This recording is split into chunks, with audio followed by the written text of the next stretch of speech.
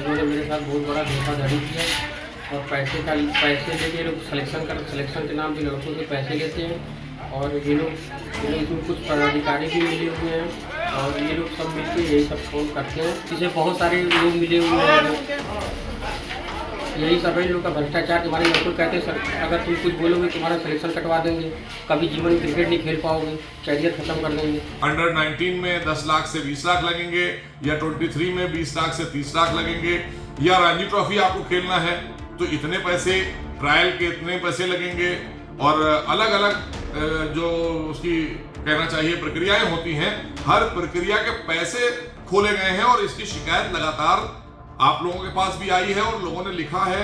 कुछ महीने पहले ही कानपुर के सत्य प्रकाश यादव नाम के खिलाड़ी ने यूपी क्रिकेट एसोसिएशन पर भ्रष्टाचार के आरोप लगाए थे और इसमें अकरम, अनुराग और अनुभव के खिलाफ शिकायत दर्ज कराई थी कि उससे यूपी टीम में सिलेक्शन के नाम पर कैसे इन लोगों ने ठगा और लाखों पैसे ऐंठ लिए। वहीं बीजेपी नेता मोहसिन रजा ने भी यूपी सीए पर भ्रष्टाचार के आरोप लगाए। सुनिए खिलाड़ी सत्य प्रकाश यादव और बीजेपी नेता मोहसिन रजा ने क्या क्या आरोप लगाए और उसके बाद आपको सुनाएंगे कि भ्रष्टाचार के इन आरोपों पर यूपी सीए ने क्या जवाब दिए। क्या नाम है आपका?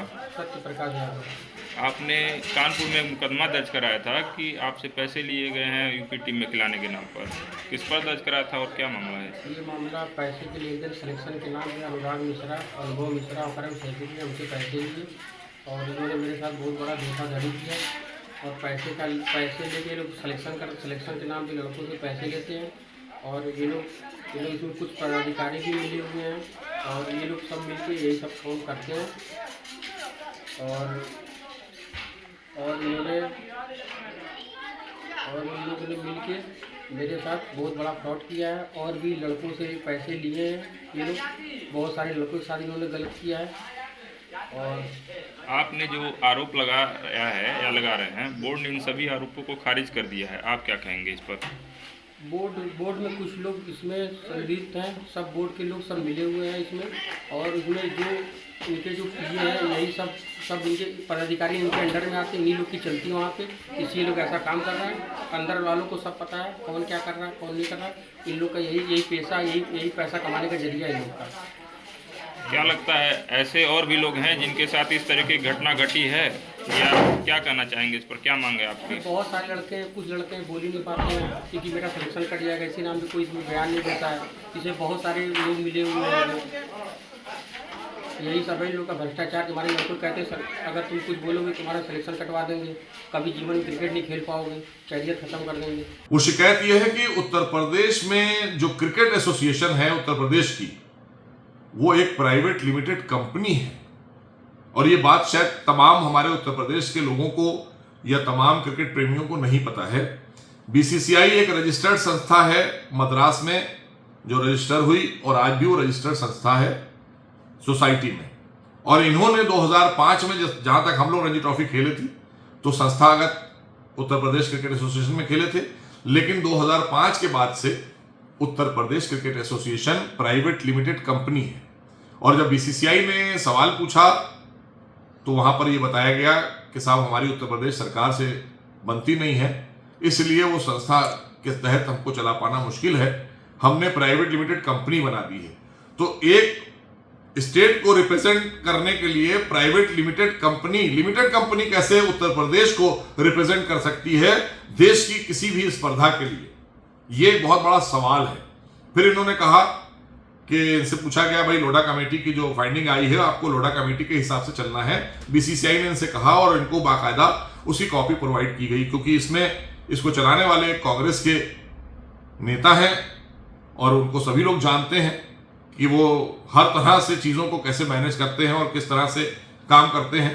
तो उन्होंने ये जो कंपनी बनाई है उसमें सब अपने प्यादे बैठाल दिए, सब जगह पर अपने मोहरे बैठाल दिए और अपने एम्प्लॉइज बनाकर बैठाल दिए और खुद उसके लाइफ टाइम मेंबर हो गए हैं। आते हैं कभी कभी, अभी बैठक में आते हैं तो उनका नाम आता है, आप लोग पढ़ते होंगे।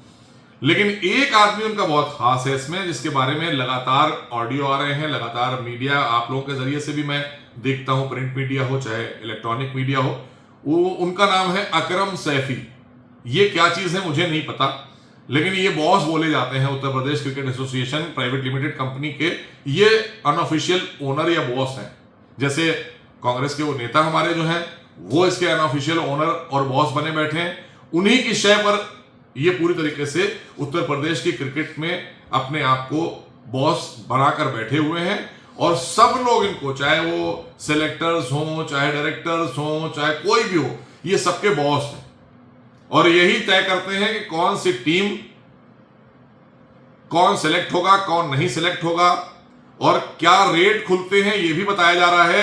लोगों के जरिए शिकायत में ये शिकायतें आ रही हैं कि ये बाकायदा, चाहे अंडर 16 हो उसमें भी रेट खोल देते हैं कि 6 लाख से 10 लाख रुपए तक लगेंगे, या ये अंडर 19 में 10 लाख से 20 लाख लगेंगे, या 23 में 20 लाख से 30 लाख लगेंगे, या रणजी ट्रॉफी आपको खेलना है तो इतने पैसे, ट्रायल के इतने पैसे लगेंगे। और अलग अलग जो उसकी कहना चाहिए प्रक्रियाएं होती हैं, हर प्रक्रिया के पैसे खोले गए हैं और इसकी शिकायत लगातार आप लोगों के पास भी आई है और लोगों ने लिखा है बहुत कायदे से। मैं तो, आप गूगल पर सर्च करिए, अकरम सैफी नाम डालिए, आपको सब मिल जाएगा। इनके खिलाफ लगातार शिकायतें हैं। इन आरोपों पर यूपीसीए के मीडिया कमेटी के अध्यक्ष संजय कपूर ने पलटवार किया है और कहा कि हर मां को अपना बेटा सचिन तेंदुलकर दिखता है और जब उसका सिलेक्शन नहीं होता है तो वह इस तरीके के आरोप लगाते हैं। उन्होंने ये भी कहा कि मुकदमा दर्ज होना कोई बड़ी बात नहीं है, लेकिन अभी किसी तरह के आरोप साबित नहीं हुए और न ही चार्जशीट लगी है। वहीं मोहसिन रजा के आरोपों पर कहा कि लगातार व्यक्ति जब खाली हो जाता है तो उसके पास आरोप लगाने के अलावा कोई काम नहीं होता। उत्तर प्रदेश सरकार में पूर्व मंत्री रहे मोहसिन रजा यूपीसीए के खिलाफ लगातार मोर्चेबंदी कर रहे हैं। यूपीसीए पर परिवारवाद, करप्शन जैसे बेहद गंभीर आरोप लगाए हैं। इस पर बात करने के लिए हमारे साथ मौजूद है यूपीसीए की मीडिया कमेटी के chairperson Sanjay Kapoor. Sir, there have been allegations, जो मोहसिन रजा जो कि पूर्व मंत्री रहे हैं, उन्होंने यूपीसीए पे लगाए हैं कि टैलेंट को नज़रअंदाज किया जा रहा है और उसके साथ पैसों को बढ़ावा दिया जा रहा है, जो जिसका मन होता है उस तरीके से कार्रवाई करता है, पैसे लेके सिलेक्शंस किए जा रहे हैं। गंभीर आरोप है, क्या कहेंगे? देखिए, मैं एक बात कहना चाहता हूँ आपसे। सबसे पहले, आज तक कभी भी यूपीसीए ने पलटकर जवाब नहीं दिया। ये नया यूपीसीए है, अपना पक्ष जरूर रखेगा, अपनी बात जरूर कहेगा। एलिगेशंस लगाना एक बात है, सच्चाई एक बात है। तो सच आज मैं आपसे कहना चाहता हूँ, क्या यूपीसीए के जो भी होनहार क्रिकेटर हैं, जैसे मोहम्मद अमान, रिंकू सिंह, ये सब क्या पैसे से आए हैं? मैं सवाल पूछता हूँ, क्या रिंकू सिंह, मोहम्मद अमान, जो आज अंडर 19 के कैप्टन हैं, एशिया कप में अभी सैकड़ा मारा उन्होंने, आप मुझे बताइए, क्या ये बच्चे पैसे से आए हैं? मैं इस प्रदेश के क्रिकेटर्स का, जो कि ज़मीन से उठे हों, उनका अपमान नहीं सहूँगा।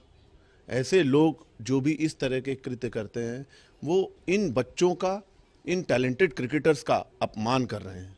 ये अपमान कतई बर्दाश्त नहीं करेगी स्पोर्ट्स फेटर्निटी। आपने बड़े प्लेयर्स की बात करी, तो ये भी एक एलिगेशन है कि जो बड़े प्लेयर्स हैं, जैसे सुरेश रैना हो गए, आरपी सिंह हो गए, या कई बड़े नाम हो गए, इन लोगों को रिप्रेजेंटेशन बोर्ड में नहीं मिल रहा है, ये आरोप है। और ये कहा जा रहा है कि ये इसलिए नहीं मिल रहा है ताकि बोर्ड अपनी मनमानी कर सके, इसलिए बड़े प्लेयर्स को लाया नहीं जा रहा है। क्या कहेंगे? देखिए, प्रवीण कुमार क्या छोटे प्लेयर हैं? आज हमारे सेलेक्टर हैं, चीफ सेलेक्टर हैं, तो क्या प्रवीण कुमार छोटे प्लेयर हैं? किसी को भी चांस बारी बारी मिल सकता है। राहुल सप्रू खराब प्लेयर हैं, आज प्रशांत हमारे जूनियर सेलेक्टर हैं, क्या खराब हैं? ऐसा हम किसी भी प्लेयर को खराब अच्छा नहीं कह सकते हैं। प्लेयर प्लेयर होते हैं और जिसको जो रोल मिलता है वो निभाता है। बारी सबकी आएगी। आज प्रवीण सेलेक्टर हैं, कल कोई और हो सकता है। कोच बदलते रहते हैं, स्टाफ बदलता रहता है। गोपाल शर्मा आज भी हमारे साथ हैं, एज अ मेंटोर काम कर रहे हैं यूपीसी के लिए। तो इसमें क्या दिक्कत है? क्या गोपाल शर्मा अनुभवी क्रिकेटर नहीं है? हर जगह वो बैठे हैं, head of operations of cricket. तो क्या दिक्कत है इसमें? आप कभी भी, हम किसी का नाम नहीं ले सकते हैं। बारी सबकी आएगी, रोटेशन पॉलिसी है। जैसे जैसे रोटेट होंगे वैसे वैसे क्रिकेटर्स सबको चांस दिया जाएगा। हमारे यहाँ तो सब क्रिकेटर्स यूपी के जो भी रोल लेना चाहें ले सकते हैं।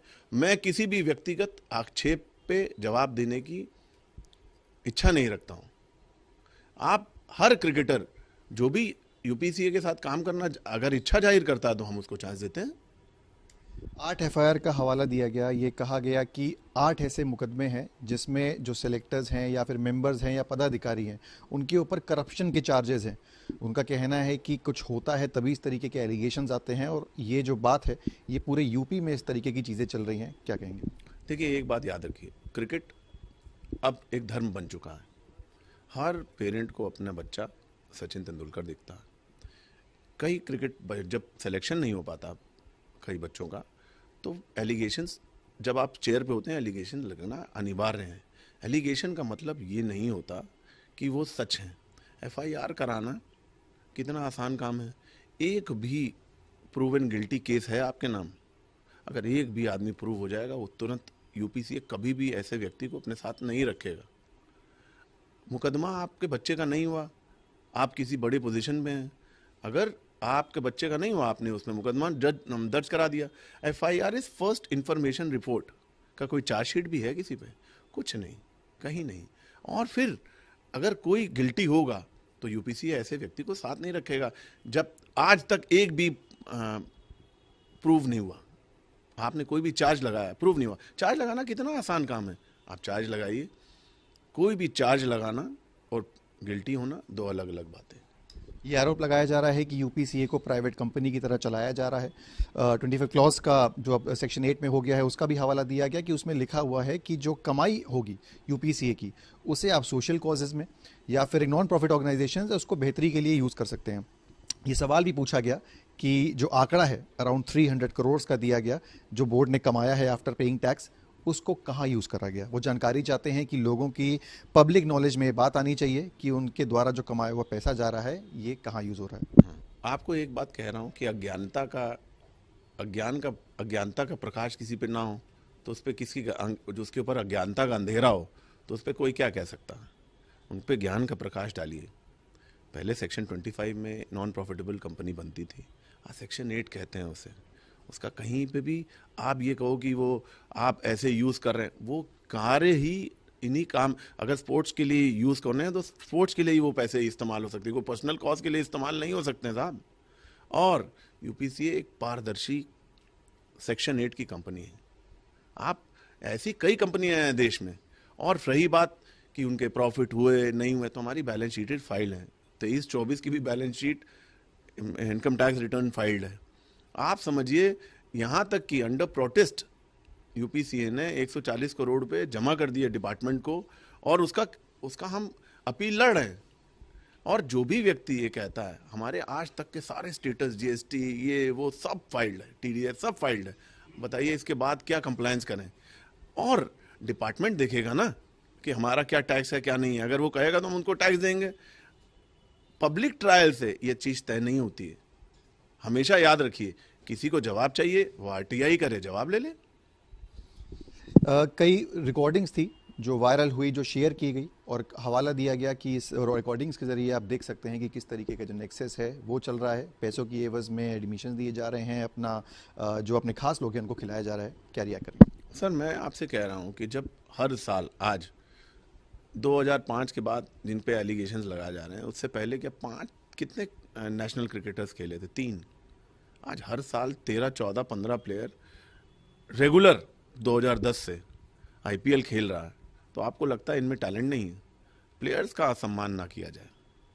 मेरे जो प्लेयर्स हैं जिनके कारण हर एसोसिएशन होती है, हर खिलाड़ी का अपमान मत करिए जो कि ज़मीन से उठा है। मेरा इतना ही तात्पर्य है कि जो भी व्यक्ति सूर्य की तरफ थूकेगा वो पलट के थूक उसके मुंह पे आके गिरेगी। और एलिगेशन लगाने से क्या हो जाता है, मैं ऐसी किसी भी वायरल स्टोरी को पुष्टि नहीं करता हूँ। आप बना के कर रहे हो, किसी के नाम से कर रहे हो, कहीं कोई प्रूफ है? क्या प्रूवन फैक्ट है कि ये किसी की है? जब तक वो प्रूव नहीं होता मैं मान नहीं सकता। मोहसिन रज़ा जी ने, मैं कोट करके कहूँगा कि वो लीगल जो है ऑप्शन इसका वो देख रहे हैं, उच्च न्यायालय जो है वो जाएंगे। और ये उनकी मांग थी कि एक पूर्व रिटायर्ड जस्टिस के अध्यक्षता में जो कमेटी बने जो कि एक स्ट्रक्चर जो है यूपीसीए का पास करे और उसी हिसाब से जो है यूपीसीए जो बोर्ड है उसको चलाया जाए। क्या कहेंगे? देखिए, एक मेरी बात समझिए, इस देश में और भी कई कंपनीज हैं। हिमाचल प्रदेश कंपनी है, दिल्ली भी कंपनी है, लगभग उत्तर प्रदेश भी कंपनी है। तो आप उनके पास भी जाइए। अगर एक का स्ट्रक्चर चेंज होगा तो दूसरे का भी स्ट्रक्चर चेंज होगा। और अगर ऐसा कोई हम काम कर रहे होते हैं तो उसमें ड्यू डिलिजेंस होता है, कंप्लायंस होता है। कोई अलाउ कर देता, हमें बीसीसीआई मान्यता दे देगा अगर हम ड्यू डिलिजेंस नहीं करेंगे तो। आपको लगता है विदाउट पेपर वर्क इस देश में कोई कानून का राज नहीं है, सिर्फ मुंह का राज है। वो मांग करेंगे, वो जाएंगे, वो जहां मर्जी जा सकते हैं, वो फ्री हैं, वो स्वतंत्र हैं। लेकिन पब्लिक वर्किंग पे, पब्लिक कंपनी में, in the I of public जब आप होते हो तो आपको ड्यू डिलिजेंस पूरा करना पड़ता है।